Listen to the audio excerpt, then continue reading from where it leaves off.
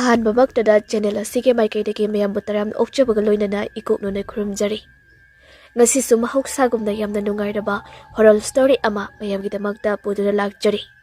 ꯋꯥꯔꯤ ꯑꯁꯤꯕꯨ ꯏꯕꯤꯔꯛꯄꯅ ꯖꯨꯖꯨ꯫ ꯋꯥꯔꯤ ꯑꯁꯤꯒꯤ ꯃꯃꯤꯡꯅ ꯏꯟꯗꯣꯝꯆꯥ ꯍꯣꯏꯒꯤ ꯌꯨꯝ꯫ ꯊꯥꯖꯁꯤ ꯍꯧꯖꯤꯛ ꯀ꯭ꯂꯥꯁ 12 ꯇꯝꯂꯤꯕꯤ ꯁꯥꯇ꯭ꯔꯅꯤ꯫ ꯁꯝꯃꯔ ꯚꯦꯀꯦꯁꯟ ꯃꯅꯨꯡ ꯑꯣꯏꯕꯗꯨꯗ ꯃꯥꯒꯤ ꯃꯃꯥꯒꯤ ꯃꯅꯥꯎꯅꯨꯄꯤ ꯑꯃꯒꯤ ꯃꯥꯒꯤꯅ ꯃꯗꯣꯝꯆꯥ ꯑꯗꯨꯒꯤ ꯃꯆꯟꯅꯨꯄꯤ ꯑꯃ ꯂꯩꯇꯕꯒꯤ ꯌꯨꯝꯒꯤ ꯊꯕꯛ ꯏꯪꯈꯥꯡ ꯁꯤꯡ ꯇꯧꯅꯅꯕ ꯍꯥꯏꯗꯨꯅ ꯊꯥꯖꯗꯨ ꯃꯗꯣꯝꯆꯥ ꯍꯣꯏꯗ ꯂꯥꯛꯄꯅꯤ꯫ ꯃꯗꯣꯝꯆꯥ ꯍꯣꯏꯒꯤ ꯏꯃꯨꯡ ꯑꯗꯣ ꯃꯈꯣꯏ ꯃꯔꯤ ꯈꯛꯇ ꯂꯩ꯫ ꯃꯗꯣꯝꯆꯥꯕꯤꯅ ꯃꯈꯨꯔꯥ ꯆꯥꯎꯕ, ꯃꯆꯥꯅꯨꯄꯤ ꯂꯩꯅꯥ ꯑꯃꯗꯤ ꯃꯆꯥꯅꯨꯄꯥ ꯕꯨꯡꯉꯣꯅꯤ꯫ ꯂꯩꯅꯥꯁꯤ ꯍꯧꯖꯤꯛ ꯀ꯭ꯂꯥꯁ 10 ꯇꯝꯂꯤ, ꯑꯗꯨꯒ ꯕꯨꯡꯉꯣꯅ ꯀ꯭ꯂꯥꯁ 7ꯅꯤ꯫ ꯂꯩꯔꯛ ꯑꯗꯨꯒꯤ ꯈ꯭ꯋꯥꯏꯗꯒꯤ ꯏꯔꯣꯏ ꯂꯣꯏꯕ ꯌꯨꯝ ꯑꯗꯣ ꯕꯤꯅꯥꯈꯣꯏꯒꯤ ꯌꯨꯝꯅꯤ꯫ ꯌꯨꯝ ꯑꯗꯣ ꯌꯨꯝꯗꯣꯡꯄꯣꯛ ꯑꯣꯏꯅ ꯇꯧꯏ꯫ ꯏꯪꯈꯣꯜ ꯁꯝꯕꯜ ꯑꯗꯨꯛꯀꯤ ꯃꯇꯤꯛ ꯆꯥꯎꯏ꯫ ꯃꯤꯒ ꯏꯪꯈꯣꯜꯒ ꯌꯦꯡꯅꯕꯗ ꯏꯪꯈꯣꯜꯅ ꯌꯥꯝꯅ ꯉꯝꯅ ꯎꯏ꯫ ꯌꯨꯝ ꯑꯗꯨꯒꯤ ꯃꯅꯤꯡꯂꯣꯝꯗ ꯋꯥꯄꯜ ꯑꯃ ꯂꯩ꯫ ꯋꯥꯄꯜ ꯑꯗꯨꯒꯤ ꯋꯥꯡꯕꯗ ꯂꯧꯕꯨꯛ ꯉꯥꯛꯇ ꯄꯥꯛꯇꯛꯅꯅ ꯂꯩꯈ꯭ꯔꯦ꯫ ꯌꯨꯝ ꯑꯗꯨꯒꯤ ꯌꯦꯅꯈꯥ ꯅꯥꯛ ꯌꯦꯠ ꯑꯗꯨꯁꯨ ꯏꯪꯈꯣꯜ ꯉꯥꯛꯇꯅꯤ꯫ ꯄꯣꯠ ꯆꯩ ꯊꯥꯅꯗꯕꯒꯤ ꯅꯥꯄꯤ ꯁꯤꯡꯕꯤ ꯉꯥꯛꯇꯅ ꯌꯨꯝꯂꯤ꯫ ꯍꯦꯛ ꯌꯦꯡꯕꯗ ꯌꯥꯝꯅ ꯁꯣꯡꯅ ꯎꯔꯤ꯫ ꯑꯗꯨꯒ ꯊꯣꯡꯒꯥꯜ ꯑꯗꯨꯁꯨ ꯒꯦꯠ ꯑꯣꯏꯅ ꯄꯥꯟꯗꯦ, ꯀꯣꯟꯊꯣꯡ ꯑꯣꯏꯅ ꯁꯦꯝꯃꯤ꯫ ꯀꯣꯟꯊꯣꯡ ꯑꯗꯨꯗꯒꯤ ꯁꯨꯃꯥꯡ ꯌꯧꯅꯅꯕ ꯆꯠꯄ ꯂꯝꯕꯤ ꯑꯗꯨꯁꯨ ꯈꯔ ꯑꯗꯨꯝ ꯄꯥꯛꯏ꯫ ꯀꯣꯏꯂꯥꯁ ꯄꯥꯛꯇꯛꯅꯅ ꯊꯥꯏ, ꯑꯗꯨꯒ ꯂꯝꯕꯤ ꯑꯗꯨꯒꯤ ꯅꯥꯛ ꯌꯦꯠ ꯑꯗꯨꯁꯨ ꯎ ꯑꯆꯧꯕ ꯌꯥꯝꯅ ꯍꯧꯏ꯫ ꯍꯩꯅꯧ ꯄꯥꯝꯕꯤ, ꯍꯩꯅꯤꯡ ꯄꯥꯝꯕꯤ, ꯊꯩꯕꯣꯡ, ꯃꯪꯒꯦ, ꯂꯩꯍꯥꯎ, ꯒꯨꯟ ꯃꯣꯍꯣꯔꯅꯆꯤꯡꯕ ꯑꯆꯧꯕ ꯉꯥꯛꯇꯅꯤ꯫ ꯁꯨꯃꯥꯡ ꯃꯇꯣꯟꯗ ꯑꯣꯏꯔꯞꯅ ꯄꯨꯈ꯭ꯔꯤ ꯑꯃ ꯂꯩ꯫ ꯊꯔꯣ ꯊꯝꯕꯥꯜ ꯆꯍꯤ ꯈꯨꯗꯤꯡꯒꯤ ꯁꯥꯠꯄ ꯄꯨꯈ꯭ꯔꯤꯅꯤ꯫ ꯕꯤꯅꯥꯈꯣꯏꯒꯤ ꯏꯪꯈꯣꯜ ꯑꯗꯨꯒꯤ ꯑꯀꯣꯏꯕꯗ ꯈꯣꯡꯕꯥꯜ ꯃꯆꯥ ꯑꯃ ꯄꯤꯛꯇꯛꯅ ꯆꯦꯜꯂꯤ꯫ ꯈꯣꯡꯕꯥꯜ ꯑꯗꯨꯅ ꯃꯈꯣꯏꯒꯤ ꯕꯥꯎꯟꯗꯔꯤꯅꯤ ꯍꯥꯏꯕ ꯌꯥꯏ꯫ ꯃꯈꯣꯏꯒꯤ ꯌꯨꯝ ꯁꯥꯕ ꯍꯧꯗ꯭ꯔꯤꯉꯩ ꯃꯥꯡꯑꯣꯏꯅꯅ ꯏꯪꯈꯣꯜ ꯑꯗꯨꯒꯤ ꯂꯥꯏ ꯈꯣꯏꯔꯝ ꯊꯣꯛꯏ, ꯃꯗꯨꯗ ꯑꯈꯪ ꯑꯍꯩ ꯑꯃꯥꯏꯕ ꯑꯃꯥꯏꯕꯤ ꯀꯌꯥ ꯑꯃꯅꯁꯨ ꯇꯥꯟꯅꯩ꯫ ꯑꯈꯪ ꯑꯍꯩ ꯑꯃꯗꯤ ꯑꯃꯥꯏꯕ ꯑꯃꯥꯏꯕꯤꯁꯤꯡꯅ ꯍꯥꯏꯔꯛꯄꯒꯤ ꯃꯇꯨꯡ ꯏꯟꯅ ꯃꯈꯣꯏꯒꯤ ꯏꯪꯈꯣꯜ ꯑꯗꯨ ꯂꯥꯏꯐꯝ ꯈꯔ ꯀꯜꯂꯤ꯫ ꯊꯥꯏꯅ ꯃꯃꯥꯡꯉꯩꯗꯒꯤ ꯍꯧꯅ ꯂꯥꯏ ꯃꯌꯥꯝꯒꯤ ꯈꯨꯟꯗꯨꯅꯐꯝ ꯑꯣꯏ, ꯑꯗꯨꯒ ꯏꯪꯈꯣꯜ ꯑꯗꯨꯒꯤ ꯑꯀꯣꯏꯕꯗ ꯆꯦꯜꯂꯤꯕ ꯈꯣꯡꯕꯥꯜ ꯃꯆꯥ ꯑꯗꯨꯁꯨ ꯂꯥꯏꯔꯝꯅꯤ ꯍꯥꯏ꯫ ꯈꯣꯡꯕꯥꯜ ꯑꯗꯨ ꯐꯥꯎꯅꯗꯨꯅ ꯂꯥꯏ ꯀꯌꯥ ꯆꯠꯂꯤ ꯍꯥꯏ꯫ ꯐꯠꯇ꯭ꯔꯕ ꯂꯥꯏꯁꯤꯡꯒꯤ ꯂꯝꯕꯤꯅꯤ ꯍꯥꯏ꯫ ꯑꯗꯨꯅ ꯂꯥꯏ ꯃꯌꯥꯝ ꯑꯗꯨꯒꯤ ꯆꯥꯛꯊꯥꯛ ꯇꯝꯕꯤꯗꯨꯅ ꯃꯈꯣꯏꯗꯨ ꯐꯖꯅ ꯊꯧꯅꯤꯖꯔꯒ ꯌꯨꯝ ꯁꯥꯕ ꯍꯧ ꯍꯥꯏꯅ ꯇꯥꯛꯄꯤꯔꯛꯈꯤ ꯆꯥꯎꯕ ꯑꯃꯗꯤ ꯕꯤꯅꯥꯗ꯫ ꯑꯗꯨꯕꯨ ꯃꯈꯣꯏ ꯑꯅꯤꯅ ꯑꯃꯥꯏꯕ ꯑꯃꯥꯏꯕꯤꯁꯤꯡꯒꯤ ꯋꯥꯗꯣ ꯀꯌꯥ ꯂꯨꯝꯗ ꯂꯧꯔꯨꯗꯕꯅ ꯑꯗꯨꯃꯛ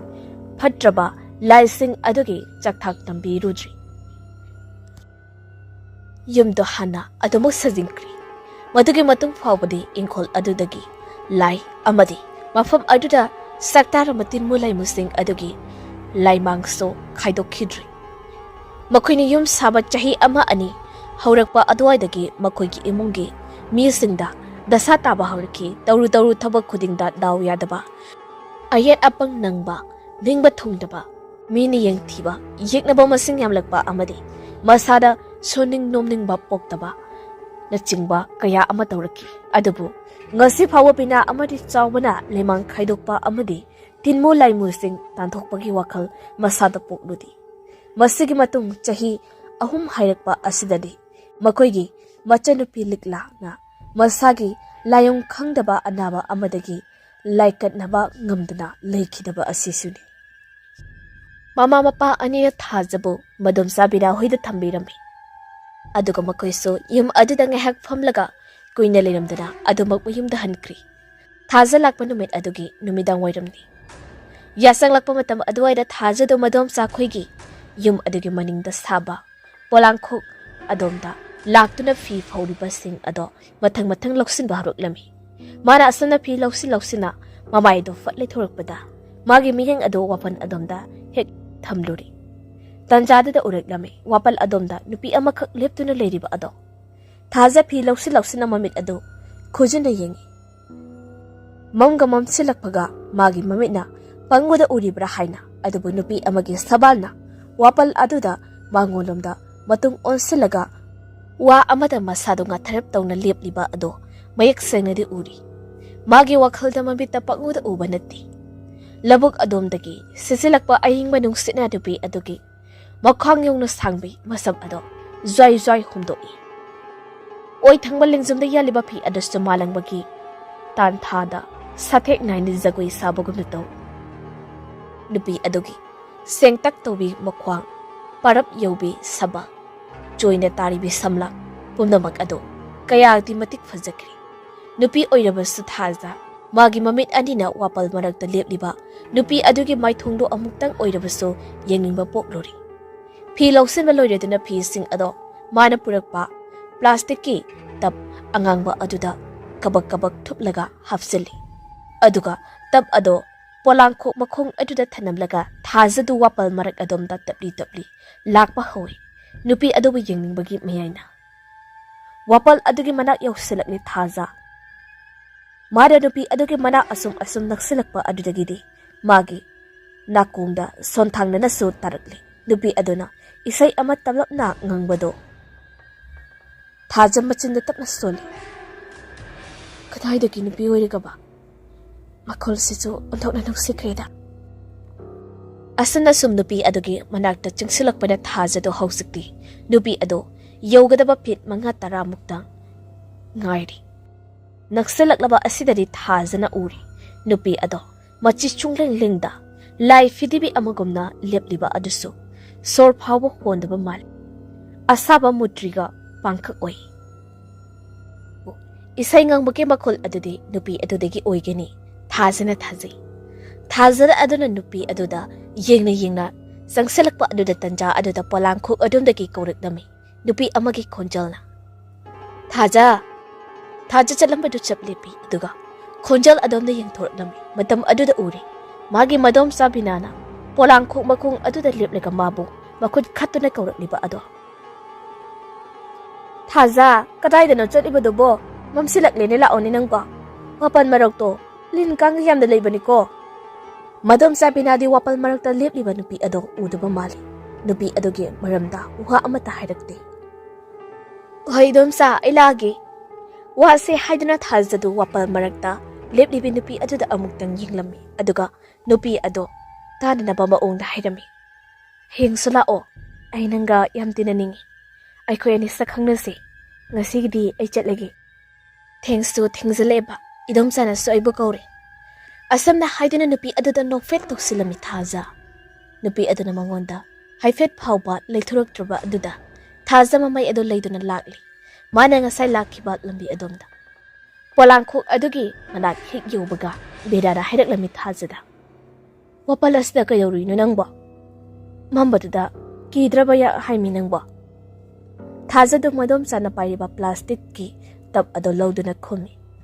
kidede donsa sum aswaida kai lege hanane yinglubani asikak hairamlaga thajana mang thana chatkri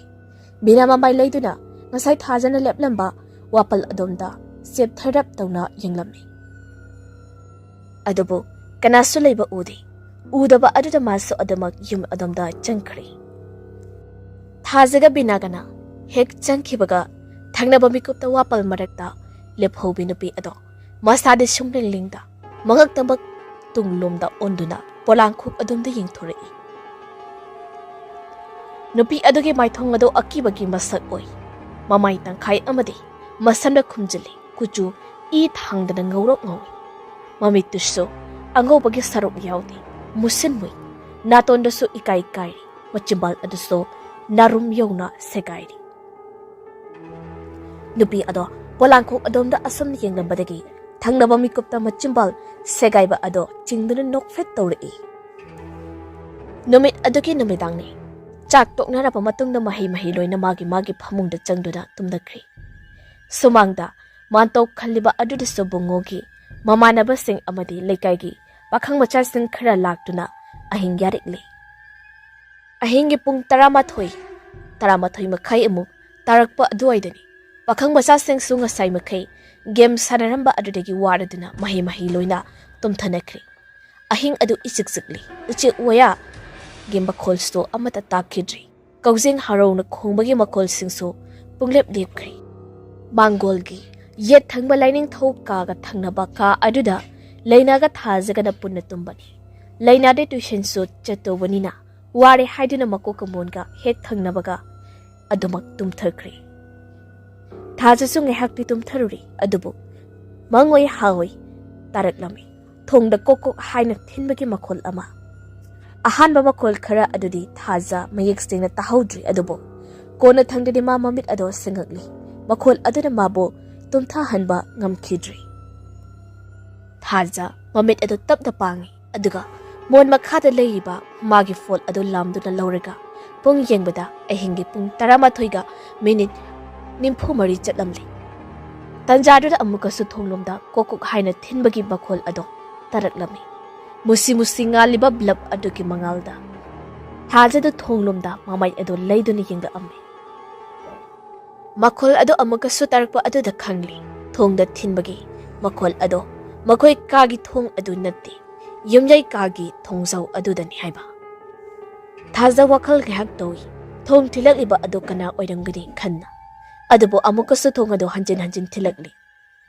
ngai ngamdabagi matawgumna handakti makhol ado khaje kankhalai thaja handakti phamungdagi tapna hogatli aduga lining thauka ado landuna yumyai adomda lag magi wakhal nara kaineno ka aduda thaliba blab ado khaje mamagumna taw thaja makhol ka hena hawandana yumyai gi thongjau adugi puna ado satli mana adamna tawma mapa chapsanana ngalamba blab ado sumudkri mafam ado imam mam hori kup aduda uri mapandagi changlakpa musi musi tawba thabal mangal lakta nupi amakhak thongzil adugi wangmada thajagi hek mamang maktida lepliba ado ka hena mamkhibana nupi adugi masakti thajana laksen mangam kidri adubu magi saong sada amadi phibam mutri pumba nupi ni haibidi thajana mayek sengna khangi asumna thajada nupi aduda munna yengduna leiringai lining thauka adomdagi chawbana tumlubagi siri siri tawba khonjalna hairaklami kananu ne he thong hangliba aduba thajasu line tawka adomda mamai mai ado onduda khomi aini kaka thajane asumna khomlamlaga thajado thonglomda mamai ado fat on thora adubu hauzik waida magi mangmangda mimangda leplamba nupi ado leplamdri mafam ado ihang hanglamli thaja masidi imungda adumak leina leina mangang naboy thongjil wangbada lithorek lega septhaduna nagyet akuibadu yengi haujikti nupi ado ubra haina adubu uba adumak phangkhidri nupi ado thiringai deso tahaudri sawbana lining thauka daki kari kari haire e haibasu mana asamna yenglakpada amuksu hek ururi manto khalliba adugi awang thangba saruk adomda somangdagi thongal yoba lambi adugi nakal oina nupi amakhak morada famduna mangonda matung onsilaga leiriba ado thaja mamitu khujilak munna yengi nupi adugi tungi saktam ado mana masak khangba hanak ukraba nupi amaga yamna mani thaja wakhal hena khanjaluba tawda imungdagi mapalda thorakli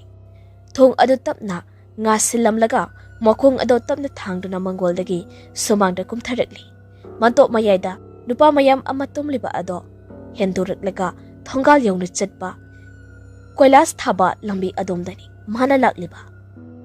thabal mangal aduda phamlibi nupi adugi tunggi saktamna mabo khulam toina kori asana sumlakpana nupi aduna phamliba adugi marak yokselakli tanjadu thajagi hek matung adomdagi taraklam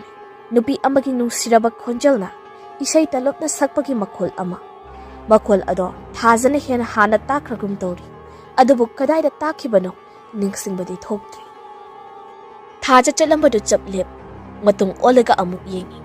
magi hek matung ajuda sunupi ama yamna nakna mangonda matung onsendona leptuna leram thajana hena ngaklibadi magi matungda leplibi nupi ado hausi waida magi mamangda morada famduna leramba nupi aduga chap manaramba aduni mikup aduda thaja mihul ado swai lauki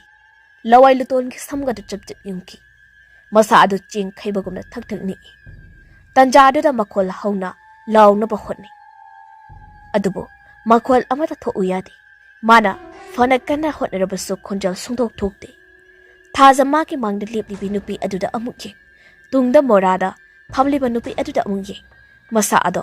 pungthak thakali mana aduna adokkina leiringai tanja aduda leptuna leiribi nupi ado masada sunglingling da mangak le thajalom da onsilai nupi adugi maithong yingba nangdrigi thajado makut anina manakongdo mesina mamit ado sen ushili magi ariba thongna pumba puthoklaga amuktang kanna hauna lawi thajana adumna lawrukpa ado taraduna imungda leiba mi makhaiso mantopta ahing yekliba makhoi singsujo loina mahi senthona rami makhoi singdura sumang matonde yorukpa aduwaida de uri thajana leimaida gyan mangna taduna liramliba ado thajagi manakta changsilak lamai mayam ado aduga makhoi ama anina mabu thangduna imungda pusilakli aduga leinaga maga tumba phamung aduda hifalli sawbana hairak lami thong hangdo khibadi khangoi karam kana mapanda thokibano de khangudrene e binana so mapan thokning malirabasu mi ama horaga thoku hairandi aina hajin haibani isa singsida soiba haibase tambangamba na teba laina da khumi aidi kemta khangudri isina honggot khiba nupa amana hairak lami gyan tarangak ta hipalo wam tangang silurno hayenu ngalagane bibi onaba bungona ima akhoi situmna na batawrasi ste thaja se phajana senauko hoi ima ganen asigana ne akhoi hum tumhalagi asamna hainaraba matung bungogi mamanaba sing amadi laikai gi nupa sing adu mapanda loina thoknakri chawbusu sangkri lining thokada binaga lainaga su thajana tumliba double bed achoba aduda makhoi hum pun tumli thajana mayai thangna tumlibani lainaga binagana tumthakraba matung thajama mit adu khangpang pangai aduga seling bathak aduda yingkhali seling bathak tugi nupi amada masado makhadang on thoraklaga phamdona mangonda nomi tawrakliba adu ubada thajasu nokfit tawi mathangi numit ke ayukni ahing yarik lamba bungogi mamana basing amade leikai gi napa na ha khaisu loina mayum da hanakri Sunday numit oibani na leina so school chatri bungo samagi magi pakhon chatpada ngai hakta fawba pothaba sangdri asti hayeng ni haibaduda mayam du sumagi magi mathau loina chinari thaja suma sado khara normal tarak labra aduda kanana su thoina hanna yengludri mangonda sakhongda mayam sak tokpagi thajane kolik loishiliba adugi manak da changlaktuna binana hairak-lami thongjil aduda lepdaga thaja nang nasa kemta tawdre ko hojikti thaja sumagi mathawru tawna kem tawdre domsa bina nang adu loirega ne potharuro leina bu ne phengalo kolik singdo haizabagi wani nang nasa do inam namsinbagumna tawi ko fajana potharaga layu yani domsa aidam tawminarage binana wahi ama haigi khanna maya hekka thoropaga mapalomdagi mabu kaurakli arang phamliba ahal aduna binasu wa maka taramda parap thokri mapalomda binane hek thokibaga thaja mana tawrumba thabak adu sab lekhi aduga akhaba mi engna thabada yinghowi thangnaba mikupta ma maya karak chikpa makai machinda wahi khra sonthangna na soli makot anidagi khujinna so leimaida guru khotli leibak sing aduna khujil madungda sangduna I phawba thorai asana asum leibakta khotlambadagi thajadu masada chaina ama phanglapagumna leibak kholiba adu sablepi gyan khakta tarakpanima mamaidu isu sukthaduna chaina khangbagi maong matodo leimaida yengtharakpada uri magi makhut ani changna leimaida khotpagi leibak kurup khara taramliba ado ngakwa amade pakhatba ani punna thaja mamasagi makhut ado fathangkatuna yengi uri khujin ado leibak loina sangduna manungdagi I fawba thorakniba ado thaja machinda ngakna soli kaina tawriside aidi kamnauna asana mana wahi ado haiba hek loirakpaga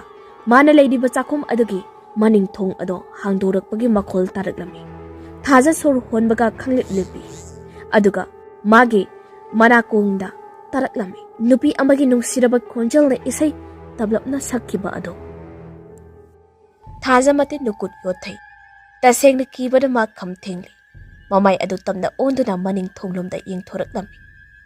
adubu Thong adudi adamak losinuna leirami mikuptuda nupi amagi nungsiraba khonjal isai talopna saklamba aduso lepkri makholowo mawa amta takhidri jikjikri mafam ado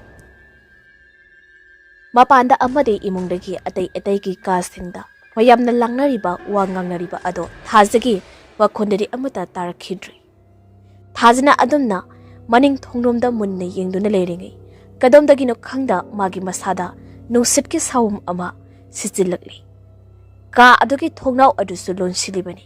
nungsit sijilakpam amata leiba natte thaja phamla marigi tapna hogatli magi masada maning thongdo hangduna mapanda kari lei haiba adugi bati khangninglami thonglomda tapli laklima aduga thong adugi pona adu satoktuna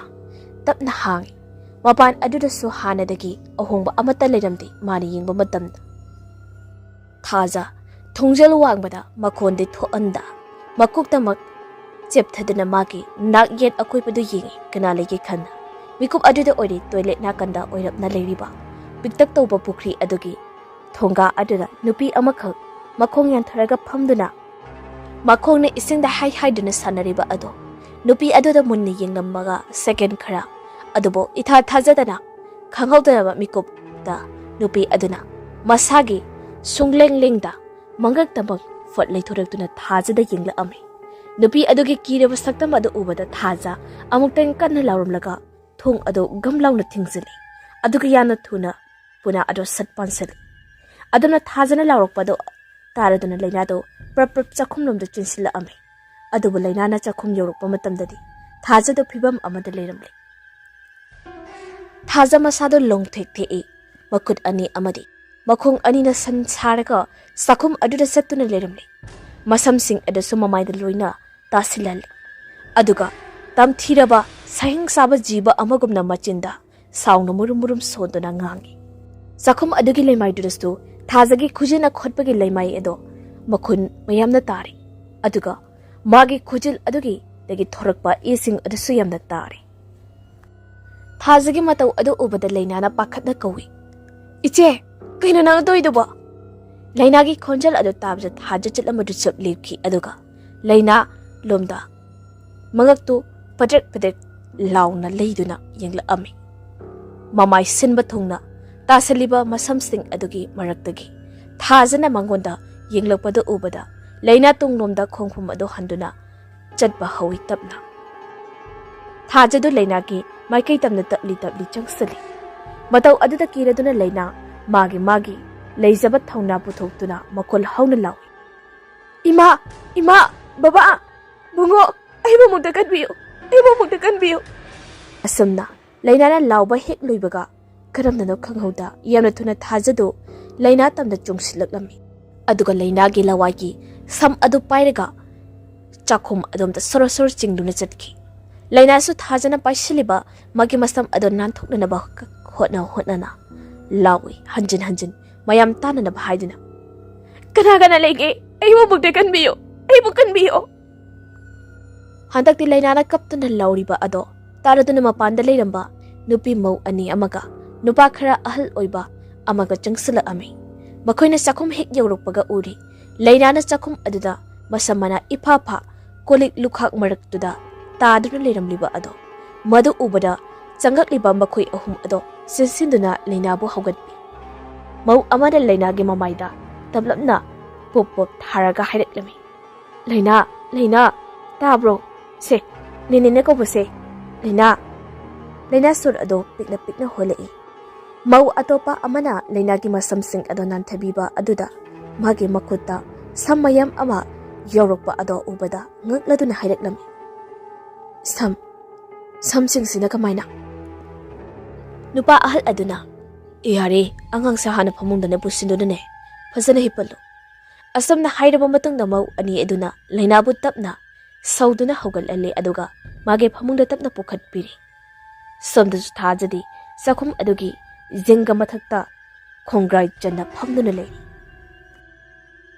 masammana mathong maram khangdri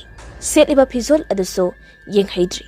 Yengbada kanagi mita akiba saktam oina uhallari thajagi phibam adu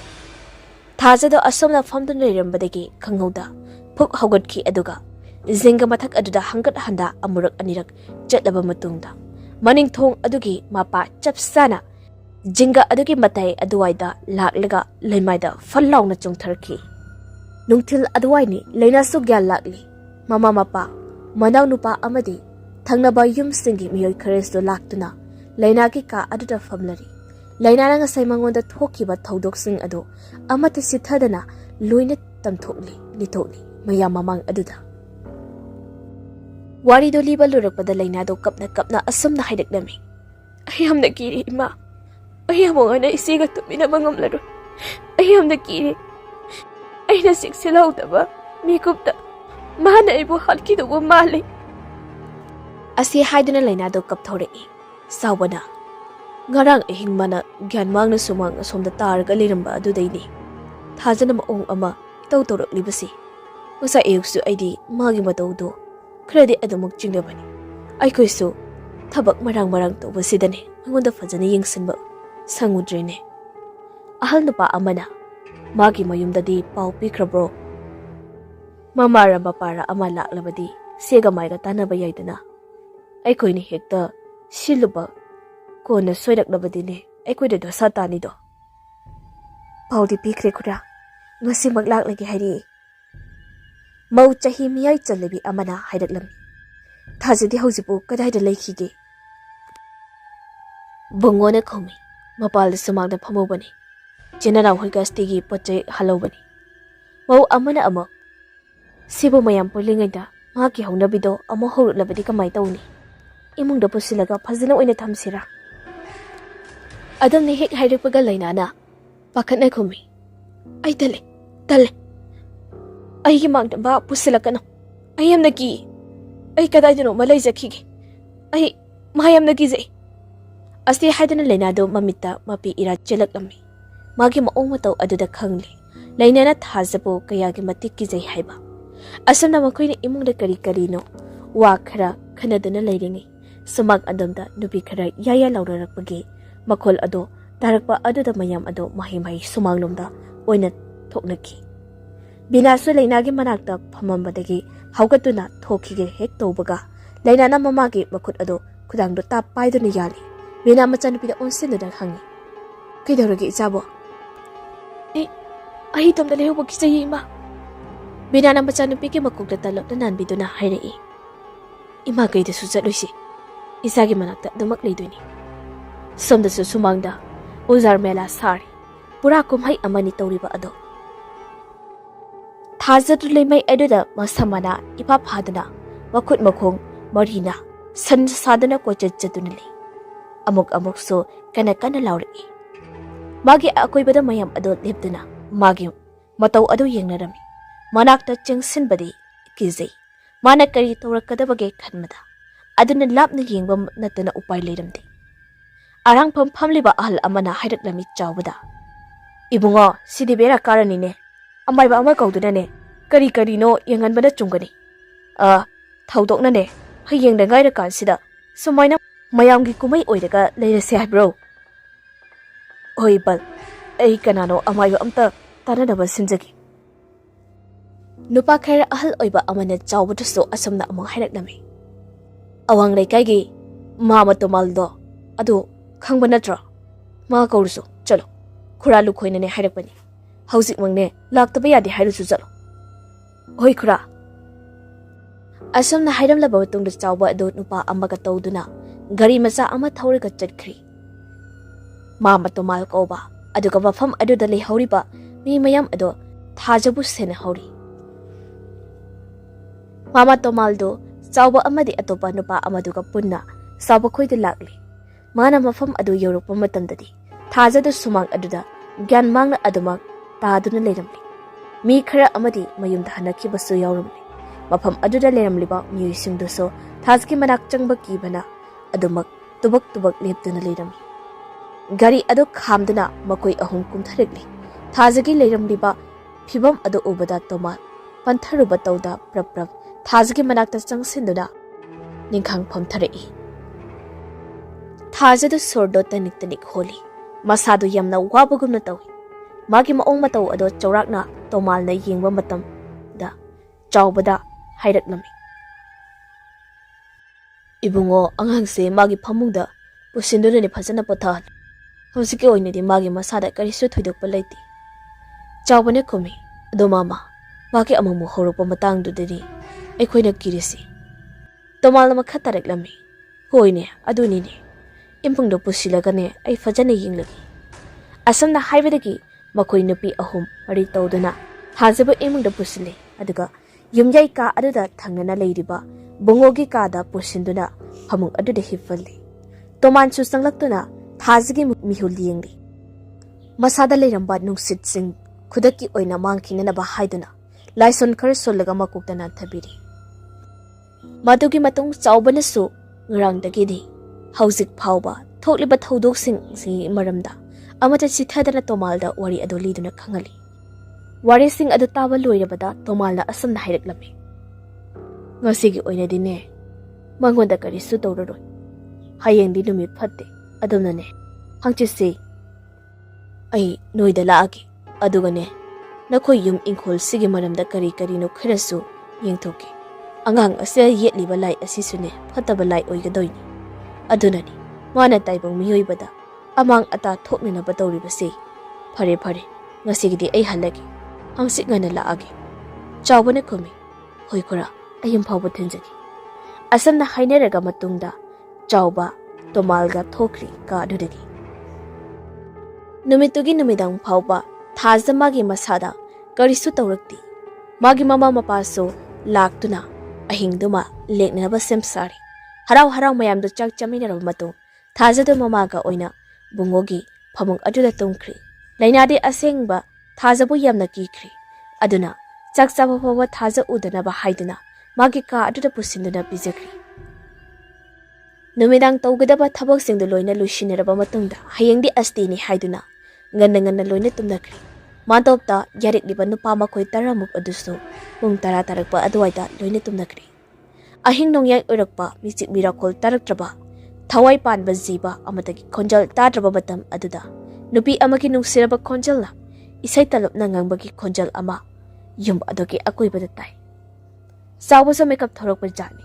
ꯃꯃꯤꯠ ꯑꯗꯣ ꯃꯈꯨꯠ ꯑꯅꯤꯗ ꯁꯨꯔꯨ ꯁꯨꯔꯨ ꯅꯣꯏꯗꯨꯅ ꯃꯣꯟ ꯃꯈꯥꯗ ꯂꯩꯕ ꯃꯩꯈꯦꯠꯇꯨ ꯃꯗꯨ ꯊꯤꯔꯤꯉꯩ ꯃꯥꯒꯤ ꯅꯥꯀꯣꯡꯗ ꯇꯥꯔꯛꯂꯝꯃꯤ ꯅꯨꯄꯤ ꯑꯗꯨꯒꯤ ꯈꯣꯟꯖꯦꯜꯅ ꯁꯛꯄ ꯏꯁꯩ ꯑꯗꯨ꯫ ꯏꯔꯞ ꯂꯥꯞꯄ ꯃꯐꯝꯗꯒꯤ ꯇꯥꯕ ꯅꯠꯇꯦ, ꯃꯈꯣꯏꯒꯤ ꯏꯪꯈꯣꯜ ꯃꯅꯨꯡꯗꯒꯤ ꯇꯥꯔꯛꯄ ꯃꯈꯣꯜꯅꯤ꯫ ꯆꯥꯎꯕ ꯇꯞꯅ ꯍꯧꯒꯠꯂꯤ, ꯑꯗꯨꯒ ꯀꯥꯡꯈꯜ ꯍꯥꯏꯗꯗꯨꯅ ꯐꯃꯨꯡꯗꯒꯤ ꯀꯨꯝꯊꯔꯛꯂꯤ꯫ ꯁꯨꯃꯥꯡ ꯑꯗꯨꯁꯨ ꯃꯈꯣꯏ ꯃꯌꯥꯝ ꯑꯃ ꯇꯨꯝꯂꯤꯕꯅꯤꯅ ꯃꯁꯥꯗ ꯑꯀꯤꯕ ꯄꯣꯛꯂꯝꯗꯦ꯫ ꯑꯗꯨꯅ ꯃꯩꯈꯦꯠ ꯑꯃ ꯐꯥꯎꯕ ꯄꯥꯏꯗ ꯀꯥꯗꯨꯗꯒꯤ ꯊꯣꯔꯛꯂꯝꯃꯤ ꯃꯄꯥꯟꯗ ꯊꯣꯛꯀꯦ ꯍꯥꯏꯅ꯫ ꯑꯁꯨꯝꯅ ꯆꯥꯎꯕꯕꯨ ꯌꯨꯝꯌꯥꯏꯒꯤ ꯄꯨꯅꯥ ꯑꯗꯨ ꯁꯠꯇꯨꯅ ꯃꯥꯡꯒꯣꯟꯗꯒꯤ ꯁꯨꯃꯥꯡ ꯀꯨꯝꯊꯔꯛꯂꯤ, ꯑꯗꯨꯒ ꯌꯨꯝꯒꯤ ꯌꯦꯠ ꯊꯪꯕ ꯗꯥꯔꯤ ꯑꯗꯣꯝꯗ ꯂꯥꯛꯂꯝꯃꯤ꯫ ꯃꯥꯅ ꯑꯁꯨꯝꯅ ꯆꯠꯂꯤꯉꯩ ꯃꯥꯒꯤ ꯃꯇꯨꯡꯗ ꯃꯤꯑꯣꯏ ꯑꯃꯅ ꯁꯟꯗꯜ ꯇꯣꯡꯂꯒ ꯆꯠꯄꯒꯤ ꯄꯗꯠ ꯄꯗꯠ ꯍꯥꯏꯕ ꯃꯈꯣꯜ ꯑꯃ ꯆꯥꯎꯕꯅ ꯇꯥꯔꯤ꯫ ꯆꯥꯎꯕ ꯆꯠꯂꯤꯕꯗꯨ ꯆꯞ ꯂꯦꯞꯄꯤ, ꯑꯗꯨꯒ ꯃꯇꯨꯡ ꯑꯣꯟꯗꯨꯅ ꯌꯦꯡꯈꯤ꯫ ꯃꯥꯅ ꯍꯦꯛ ꯌꯦꯡꯊꯣꯔꯛꯄ ꯃꯇꯝꯗ ꯆꯞ ꯆꯥꯅꯅ ꯃꯥꯡꯒꯣꯟꯒ ꯍꯦꯛ ꯌꯦꯅꯈꯥꯔꯣꯝꯗ ꯆꯠꯄꯒꯤ ꯗꯥꯔꯤ ꯑꯗꯨꯒ ꯇꯥꯏꯅꯅ ꯂꯩꯕ ꯐꯛꯂꯥꯡ ꯑꯗꯨꯗꯒꯤ ꯅꯨꯄꯤ ꯑꯃꯅ ꯃꯥꯡꯒꯣꯟꯗ ꯆꯦꯞꯊꯗꯨꯅ ꯌꯦꯡꯂꯝꯂꯒ ꯃꯃꯥꯏ ꯑꯗꯨ ꯐꯠ ꯂꯩꯁꯤꯟꯈꯤꯕ ꯑꯗꯣ ꯆꯥꯎꯕꯅ ꯃꯃꯤ ꯁꯥꯃꯤ ꯑꯣꯏꯅ ꯎꯍꯧꯏ꯫ ꯃꯃꯤꯠ ꯈꯨꯖꯟꯅ ꯉꯥꯏꯍꯥꯛ ꯌꯦꯡꯂꯝꯂꯒ ꯃꯗꯨꯒꯤ ꯃꯇꯨꯡ ꯆꯥꯎꯕꯗꯨ ꯇꯞꯂꯤ ꯇꯞꯂꯤ ꯇꯧꯅ ꯂꯥꯛꯂꯤ ꯅꯨꯄꯤ ꯑꯗꯨꯅ ꯃꯃꯥꯏ ꯂꯩꯁꯤꯟꯈꯤꯕ ꯑꯗꯣꯝꯗ꯫ ꯇꯟꯖꯥꯗꯨꯗ ꯃꯍꯥꯛꯁꯨ ꯇꯥꯔꯛꯂꯤ ꯅꯨꯄꯤ ꯑꯃꯒꯤ ꯅꯨꯡꯁꯤꯔꯕ ꯈꯣꯟꯖꯦꯜꯅ ꯏꯁꯩ ꯇꯞꯂꯞꯅ ꯁꯛꯂꯤꯕ ꯑꯗꯨꯁꯨ꯫ ꯆꯥꯎꯕꯅ ꯅꯨꯄꯤ ꯑꯗꯨꯅ ꯃꯃꯥꯏ ꯑꯗꯣ ꯂꯩꯁꯤꯟꯈꯤꯕ ꯃꯐꯝ ꯑꯗꯨꯗꯒꯤ ꯃꯅꯥꯛ ꯑꯗꯣ ꯅꯛꯁꯤꯜꯂꯛꯂꯤꯕ ꯃꯈꯩ ꯏꯁꯩ ꯁꯛꯂꯤꯕ ꯈꯣꯟꯖꯦꯜ ꯑꯁꯤꯁꯨ ꯍꯦꯟꯅ ꯃꯌꯦꯛ ꯁꯦꯡꯂꯛꯄꯒꯨꯝꯅ ꯇꯧꯏ, ꯅꯛꯁꯤꯟꯅ ꯇꯥꯔꯛꯂꯝꯃꯤ꯫ ꯆꯥꯎꯕ ꯃꯤꯍꯨꯜꯗꯨ ꯗꯪꯗꯪ ꯆꯣꯡꯈꯠꯂꯝꯃꯤ꯫ ꯃꯥꯡꯒꯣꯟꯒꯤ ꯗꯥꯔꯤ ꯑꯗꯨꯒꯤ ꯃꯅꯥꯛ ꯌꯧꯔꯗꯨꯅ ꯃꯁꯥꯗꯨ ꯃꯃꯥꯏ ꯑꯗꯨ ꯇꯞꯅ ꯁꯦꯞꯊꯔꯛꯇꯨꯅ ꯃꯥꯡꯒꯣꯟꯂꯣꯝꯗ ꯌꯦꯡꯂꯛꯑꯝꯃꯤ꯫ ꯃꯇꯝ ꯑꯗꯨꯗ ꯎꯔꯤ ꯃꯈꯣꯏꯒꯤ ꯌꯨꯝꯒꯤ ꯊꯣꯡꯖꯥꯎ ꯑꯗꯨꯒꯤ ꯍꯦꯛ ꯃꯃꯥꯡꯗ ꯅꯨꯄꯤ ꯑꯃꯈꯛ ꯂꯦꯞꯇꯨꯅ ꯂꯩꯔꯤꯕ ꯑꯗꯣ꯫ ꯅꯨꯄꯤ ꯑꯗꯣ ꯌꯨꯝ ꯃꯅꯨꯡꯗ ꯆꯪꯒꯗꯕꯒꯨꯝꯅ ꯊꯣꯡ ꯑꯗꯨꯁꯨ ꯏꯟꯕꯣꯏ ꯀꯩꯕꯣꯏ ꯇꯧꯏ꯫ ꯆꯥꯎꯕ ꯃꯨꯟꯅ ꯌꯦꯡꯉꯤ ꯅꯨꯄꯤ ꯑꯗꯨꯗ, ꯑꯗꯨꯕꯨ ꯑꯁꯨꯝ ꯃꯨꯟꯅ ꯌꯦꯡꯁꯤꯜꯂꯤꯕ ꯃꯈꯩ ꯅꯨꯄꯤ ꯑꯗꯨ ꯑꯁꯥꯕ ꯃꯨꯇ꯭ꯔꯤ ꯑꯃꯒꯨꯝꯅ ꯃꯆꯤ ꯂꯦꯡꯗꯅ ꯂꯩꯕ ꯑꯣꯏꯅ ꯆꯥꯎꯕꯒꯤ ꯃꯤꯠꯇ ꯎꯏ꯫ ꯆꯥꯎꯕ ꯅꯨꯄꯤ ꯑꯗꯨꯕꯨ ꯀꯧꯒꯦ ꯇꯧꯏ, ꯑꯗꯨꯕꯨ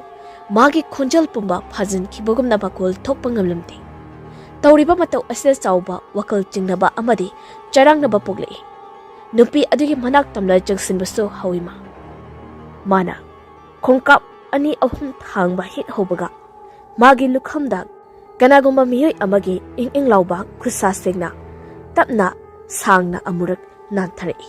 khangpre khangna amutang phat launa onthori chawba bikup adumaktada magi masada asaba nuksit ama bang launa sisilaklammi masidi araiba oiroidori khana chawbadu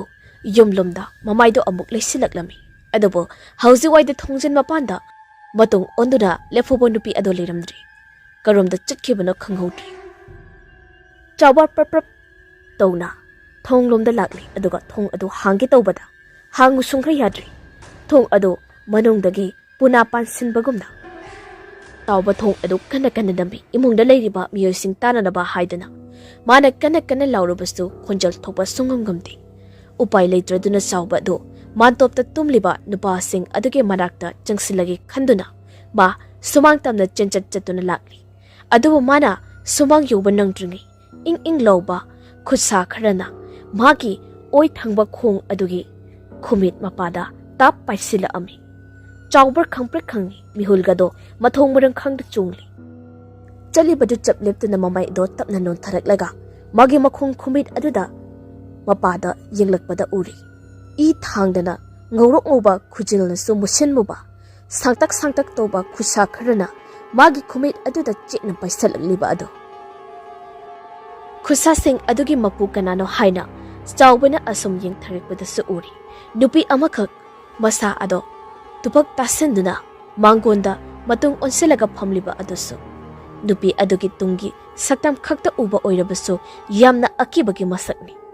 chawbu masa adu thak nikba makhai nupi aduda yengna magi makhong ado nupi aduna paishiliba adudagi satoknaba hotnari thangnaba mikupta nupi ado mamai fatle thuraktuna sawbada yenglaklami mamai ado tangkhai amadi masamna khumjili tangkhai amana I thangdana ngorok ngowi mamit aduna musinwi naton adu sukairi aduga chimbal aduna narum yoba makhai segairi maya ado musin muna chimbal dasu I wawri thoklatuna nupi aduna chawbada nokfet tawslakpa adudadi chawba ado amuktang kanna makhon hauna lauramlaga adumak lekthakri masa ado gyan mangna taduna leiri mangongi dari ma paring aduda mathangi nubidi ayuk nganna arapadagi amaiba amalaktuna chawbagi phibam phajana kupna yenghali phattaba nungsit ama thengna ni hairakli amaiba aduna babu inthijana potha handuna lehello aduga asti loiraga amuk fazana yengsi hausde yum manglibanina kupna yengba nungaitri hairamli amaiba aduna aduga masu kuina pantharamda aduma mafam adudagi hankri asti adusunganda hauraga ganda adumak loshili chawbadi asti ado magi maru eba saruktamak yaurega ayamba matamda phamduna pothaduna leiri asti loirakpa aduwaida arapadagi lakpa mari mata khara punna saksamini chaksaba ado tokladuna yumgi maninglomda leiba pukri adomda koliksing ado puraklaga makoile sabi mari mangana thonga aduda kondo chamli thajasu thonga aduda kon chamba yauri masadu yamna normal oina ui mi ayamba magasu fazana nena tana wari sanaba yai thonga adugi mataigi saruk adaidani thajana phamliba ado mana asomna kon chamduna leiringai khanghoduna magi makhong oi thangba adugi khumitta ing lawba khut amana ta paisilaklami thaja khangpra khangna lawi mana adomna lawrokpa aduda nupi leisabi khrado thajada loina yingada ami thaja magi makhutna pairamba pukham apakpa ado ising manungda tasinkhri leisabi amana hangi kaidoragi thaja ngak na masagi makhong adu yingje aduga khum kaino ma igi khongda thinglei leisabi amana mo hairami as adugi oire ekhoidi nangina tawduda pakhatluri bema megi ingit khangbi khara leisabi amada yauriba aduna thaja nangyumlomda jago aikhoi dum ta horagi nasado nungaitabani nane kolik miyam se phengleradi warani ba thaja khumdi masagi makhong aduda adumak yengduna leima tanja aduda thajage nakungda amuksu taraklami nupi amagi nungsiraba khonjalna isai talupna sakliba ado Thaza mamai adu fatnon khali.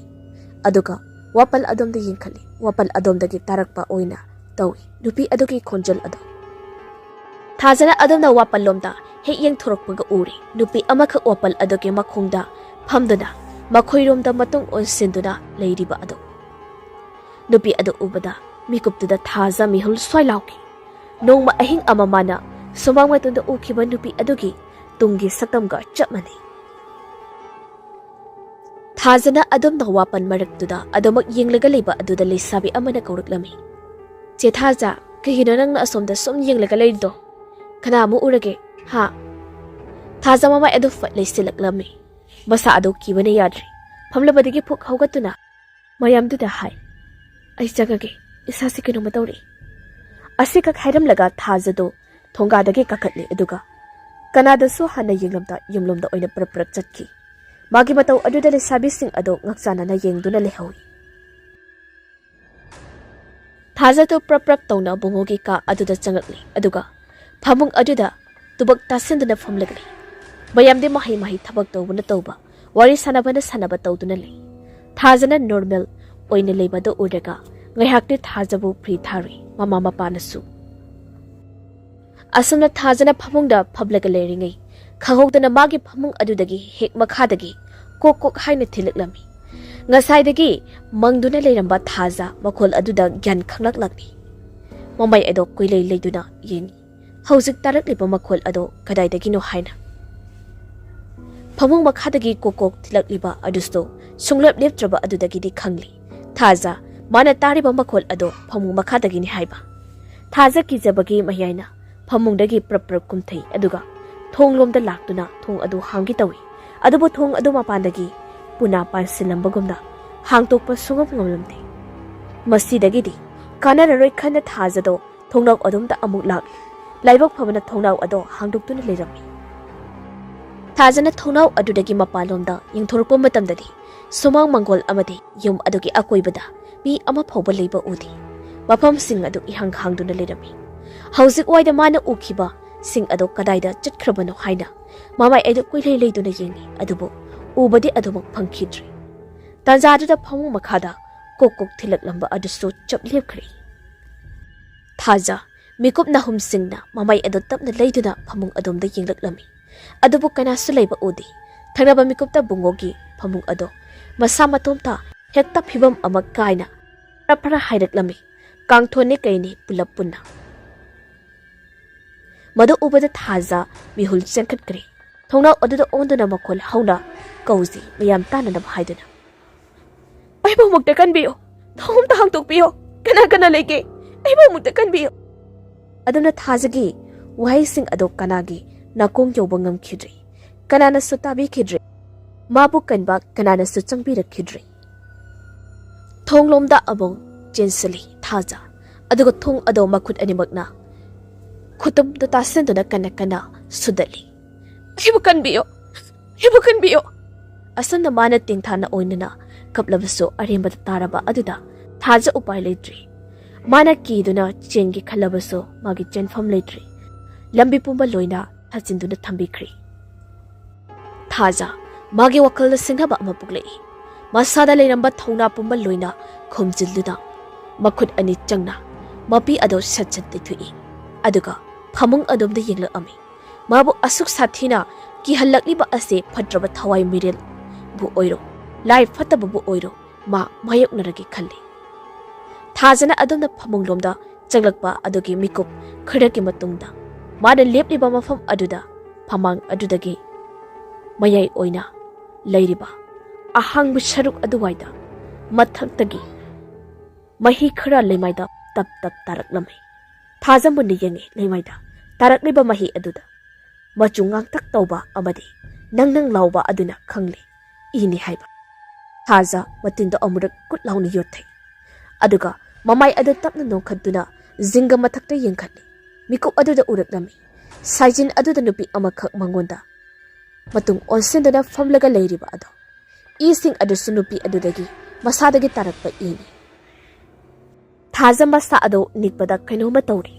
thong aduda tap paisinduna lepima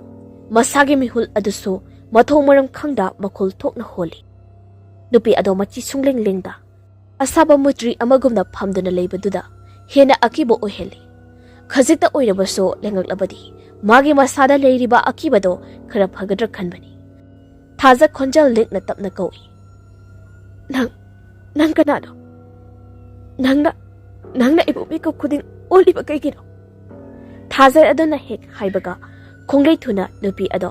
saijal dagi phan chongthari aduga thaja da matung onsinna leptuna leiki thaja su nupi aduda adumak yenglaga lei thangnaba makeup ta nupi ado masagi sungling lengda mangak tabak thaja lomda onthorupna pedrek thikduna leisila ame nupi adugi phibam kairaba matau aduda thaja akiba pomba khomjinduna leiki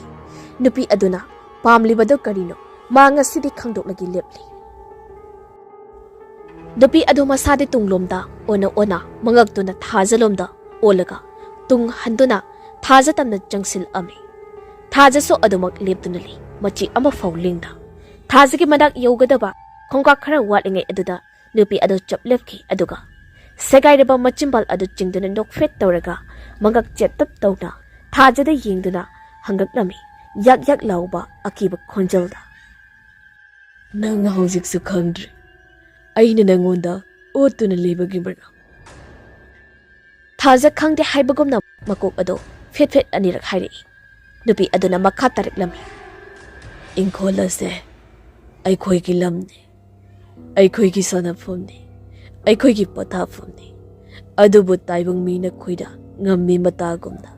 aikhoi gi irakta laktuna nakhoina lesin khiba ngaktani hanjin kayara aikhoi ni nakhoida sakhina kayama piduna mafam asidagi chatkhru haina tanba natra adubu nakhoina anam kan sinduna tinmu laimu lamlai aikhoi bu usittaduna mafam asida adamak leikhiba natra nang nasamakta faw natra aina aki akhang kaya piduna mafam asidagi chatkinaba sakhina pibado adubu nakhoina aikhoi gi kidabadagi mafam asida lesinba natra ha yenghanba tari aikhoi kari tawba ngammi haibado thaja asana haijare khoyam laina khoina asana sathine taibang mi aikhoida aki akhang pi basibo hongnabra kari su khangjadaba na chara daw aikhoina soiki balan ki bappu mangak biduna nakhoi gi sak thak tamlakpada harau lobi amuk hana aingonda aki akhang pi birana ayamda ware ai khangba ngamdre nupi ado adumak no fet tawna harik lami aikhoi gi sak thak khara khaktuna taibang miyoi bana khoi gi napalbo ngak piba gam mafam ase aikhoi gi laifomni aikhoi gi sanafomni handak tin nupi ado khangna lawrak lami yakna lawba khonjana mafam ado senba thongna nil na tai aikhoi gi sanafomni aikhoi gi laifomni thaja khonjal adu taba ngamdruduna makut anina manakong sing ado mensilaga mamit ado chejet usinuna khangi thangnaba mikop nupi aduna thajagi lawai gi masam ado khubab chetna tap paisinki thaja khangpra khangna lawi nupi aduna thajagi masam ado paisinduna phaglang aduda kakhi haudongna uchi ama chenduna bukhibagumna thajabo masam ado paiduna phara hairaga bukhatki phaglang mathakta thaja pakhana kana lawi ima baba idumsa iba bukta kanbiyo adubu thajagi khonjal di kanana so adubak tabi khidri pung khara ki matungni thajagi mama benu bungogi kada thung ado hangduna manungda changlakami mari hek changlakpaga uri thajana tumduna leiramliba ado bina ado phangmungdagi khara chathoklaga leptuna thajabo haudai thaja nangbu tumsilanu tumsinduna leirabo mapanda mayam leiribasida thora udana adana mamane hek hairakpaga thaja do mami to khangpang pangni aduga akiba minok ama nokbi tawna mamai ado mamaromda laisilak am thaja gi minok ado ubada benu masada kari kumba kharagdi phauki adubu magi wakhalna oirangane khanna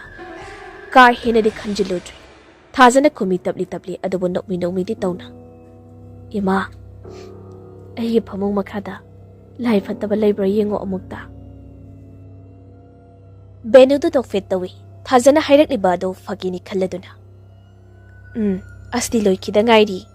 Nangi haunabi amuk tawraklabra. Prapra hogolo. Mapanda mayam phamisi yawnanaba. Thaza adumak nokmi nokmi hairaklami. Aigi phamung makhada lai fattaba leibra amukta yengbiyo. Benu amuk sukhumi. Yare kaidorage Thaza. Asi haiduna Benu adu Thazana tumliba phamung adugi manakta changsilaktuna machin aduda famthai. Thaza hanjina su amuk hairaklami. Phamung makhada amukta yengo. Thazagi giri takpa matau asida Benu so manaba taladuna khumi. Hoi hoi, yengdadi yenglagi se. Asi haiduna Benu adu phamlambadagi haugatli. Aduga leimaida ningkhang phamthaduna mompak pidak khara phamungdagi henthariba adu haigatuna masado pakthariga phamung makhada yengda ami. Beninu ure. Magi hek mochanupi Thazana masa ado kibagi tuphak tasenduna kunduna phamlega liramliba ado. Mama Benu ado ubada Thaza magi akibado khajik phathaduna kapli khumlai. Ima phamung mathakta kanano malaire. Benu soi lauki. Lawai luton gi samga da chap yungba mugum tawki. Mamai ado tapna nungkhalaktuna ma phamung adom da yengla ami. Adom mane hek yenglakpada uri. Thazaga sakmane binupi aduna khongrai channa phamung mayai duda phamlaga mangonda nokwi nokmi yengliba ado. Benu adumak ngakna mundi yengi nupi aduda. Nupi ado tapna magi masak olai. Thazagi maithonga manaramba ado tapna sakpham kairabi mamai nakan nama masanda khunjinbi. Mamit musinmabi manaton kaibi. Chimbal narum yongda segaibi. Nupi adugi masakto oiraklami. Nupi aduna musin muba maya ado ulaga. Segairaba chimbal ado stingduna dog fit tawrakpa aduda. Benu kanda amuktang lawraklami. Benu na lawrakpa adu taraduna mapanda liramba mi makhaiso mahe bungogi kada loina chensilaklami. Makoina bungogi ka yawrukpa matamdadi Benu do phamungdo kangthol makhong aduda gyan mangna lemaida taduna lirami. Aduga Thazana kangkha makhada makhong du thengjilaga makhwangi mathakki saruktuna kangkhatagi haidoraklaga taduna liramlibado gyan mangna. Mama machabu makhoi mayamna ingthijana phamung aduda hi phali aduga gyan taraknaba haiduna ising saiduna lakni. Amaiba ahiba amasu kauri ikan kanadana amaiba ado laktuna Benuga Thazagagi masa ado yenghalli. Pungkhai ama mukti matungda Thaza hana gyan lakli aduga ngihak lairaga Benu su gyan tarakli. Madudagi Thazana ngasi mana thengrakhiba sing ado mayamda wari liduna khanghalli. Amadi nupi aduna ngasai mangonda hairakhiba sing adusu amata chithadana loinamak tamlami. Madu loiraga Benuna sumana thengrakhiba sing ado mayamda wari lithokli. Wari pumba loina taraduna amaiba aduna hairaklami. Nakhoigi yumsing tri phawbadigi aina ingkhol akoibase lang ahingba ama tingduna thamlagi. Madu oirabadi tinmu laimu singdo matam kharagi oina nakhoigi ingkholda changmangamla. Yum hek sengbaga phajana ne laimang khaidosi. Aduga kari na tawba yaba khara tawraga phakhinida. Asomna amaibaduna hairamba matung inna chawba khoigi ingkhol akoibado Laison solabat lang ahingba amana koisinduna thamlami. Madugi hek numit adudagi makhoigi yum amadi ingkholda thokahidaba thaudok thokhidri. Tahaidraba makhol takhidri amadi uhaidaba saktam amata ukhidri. Asamna tawna uchina china yum justeng tokli. Soratsu ayat apan amata yaudana pangthokri. Sorat loiba hek nungan baga ngahange amaiba ado laktuna amuk hana chawba khoigi yum amadi ingkholgi maramda fazana kupna yenghalami. Madu punamak loiraduna hayengdi thauni thauram ama pangthoklaga tinmu laimu singi layam ado khaidoknanaba hairakli. Mathangi numittuda amaiba aduna haibagi matung inna Thaza khoigi imung manung yauna punna thauni thauram ama pangthokli. Madu loiraga tinmu laimu singi laimang su khaidokli. Thabak pumnamukto loirakpa adudadi numidang yasanglakpa aduaido oirakli. Amaiba aduda dakhina tawba loiraduna chawbana amaiba adu thongal phawba thindorei. Sumangdagi thongal taba lambi adu lakna chawban haidaklami. Adudi haujikti thoidokpa kaisu tawraroi ni ko khura. Karisu tawraroida marak-maraktane makoigi chakthak khara thabira loiri.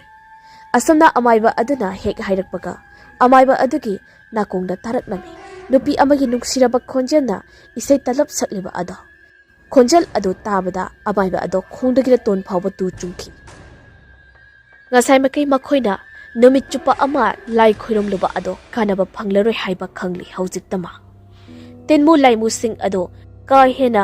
mapangan kanba oikhibana amaiba adugi laison sing ado makhoibu tanba ngamkhidabani. Masu mafam aduda kuina panthaduna leirabadi magi afaba oiroi khaladuna amaiba adu prap tauna thongal lomda chenja tauna chatki aduga magi gari adu start tauduna thona asumna hairami. Ai chalage ko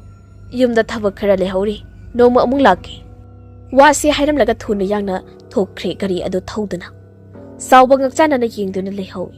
amaiba aduna chatkhiba maikai adomda thangnaba mikupta yumlomda thajagi khonjal na kana laubagi makhol tarakba aduda sauba phat mamai adu leiduna yingthorei thajagi khonjal na kana laurakpa adudagi masto prap tauna yumlomda chensilakli mara sumang matun het yobaga uri nupi amana asaba muchugumda makoigi yumgi hek thongjin mamangda sap leptuna leiriba ado madu ubada saubana machinda tapna soli loidribra nangi marai matang asida wari asilojeri wari asa patok sama matamda soikilang kibiyo robo sumayam dangak piyo hajak